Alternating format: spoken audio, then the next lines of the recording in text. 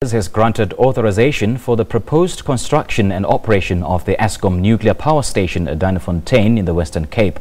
The site was chosen following a rigorous process where some sites that were eyed by the department fell by the wayside. Now, the Duynefontein site was selected given that there were generally less overall environmental impacts associated with this site relative to impacts associated with the development of a greenfield site. Now, the Duynefontein site is also adjacent to the existing Koeberg Nuclear Power Station, thereby allowing for a suite of logistical and operational synergies. Now, to talk more about this, we're joined by the Sabelo Malaza, the Chief Director for Integrated Environmental Authorisations at the Department of Environmental Affairs. A very good morning to you. Thank you so much for joining us. Now, can we really afford this nuclear plant? Good morning, Simpu, and thanks for having the department in your studio, and thanks for the invite. The department is not really evaluating whether or not we can afford to have a nuclear power station. All that we do, and I want to actually take you back to the process. In an environmental impact assessment process, it evaluates in the main three very important elements. It is the economic and the social one, and then the very important aspect is the environmental aspects, which we refer to as the ecological one. We don't really request that an applicant must take us through whether or not they can afford to construct a development. What we check is whether or not there's an element of sustainability. So it was never about whether or not the country will be able to afford or Eskom will be able to afford. Okay. If I can just use an ideology, all that we do is we're saying it's in the main, if you have a plan and you want to construct a house, and you are submitted to the City of Joburg. City of Joburg do not check whether or not you can afford to construct the house. Right. They check whether or not the plan is going to be built in accordance to the regulations of the City of Joburg. Okay. It works exactly the same way in terms of the EIA process. We look at whether or not the three elements of sustainable development are actually met, and that's what happened in this particular case. So it's not about the balance sheet and whether or not one can be able to afford. Okay, but then why was the Duynefontein site chosen over other sites? We had a rigorous process, I think, that commenced in 2007. Eskom at the time lodged an application with the department. We had 5 sites from that process. If I just go back, there were 2 sites that were from the Northern Cape, 1 site from the Eastern Cape, and the other 2 were from the Western Cape. Okay. The first 2 sites were from the Northern Cape were eliminated in the first stage of the process, which is the scoping phase, and we went into the next phase where in 1 site didn't make the one in the Western Cape. We were left with 2 sites, which was Duynefontein, and we were left with Theispen.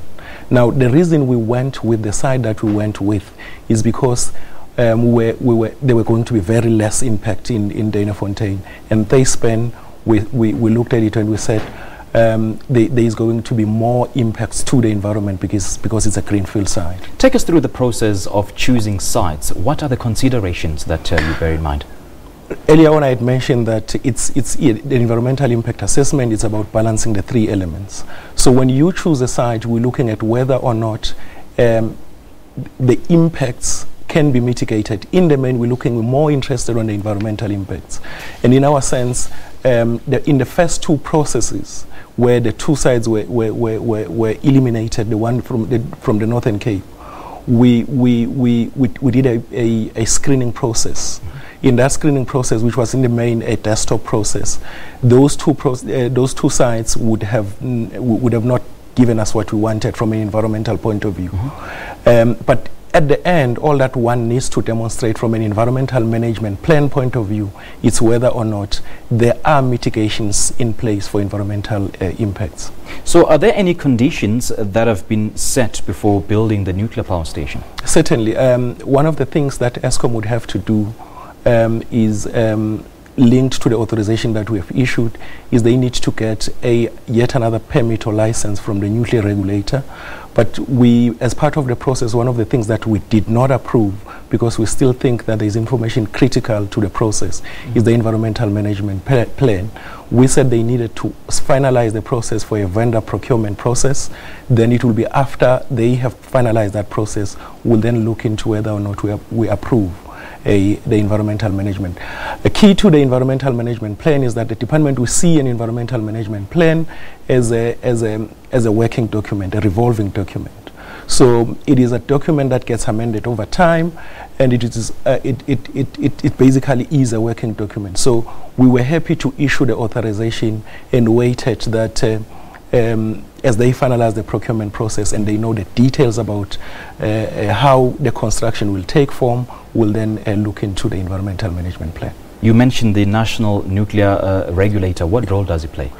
For an operation of such a site, they're actually interested in the nuclear aspect because they are the body that regulates that aspect. We regulate the environment through the EIM, through the environmental impact assessment, but there are other joint departments that are joint regulatory bodies like your nuclear regulator who are interested in how aspects relating to the nuclear and the nuclear waste is going to be managed.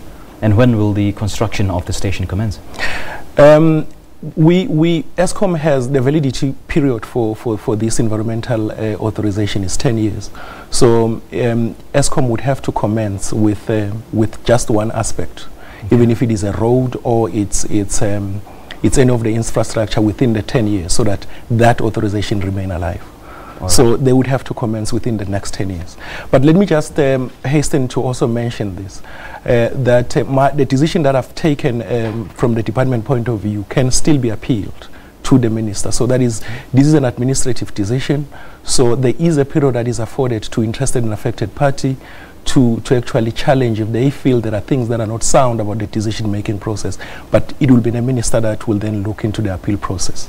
All right. Sabelo Malaza, great chatting to you. Thank you so much for your time. Thanks, Piwa. Thanks for having us. That was Sabelo Malaza, the Chief Director for Integrated Environmental Authorisations at the Department of Environmental Affairs. He was just talking to us about the department having granted authorization for the construction of, the operation of the Eskom Nuclear Power Station in Duynefontein in the Western Cape.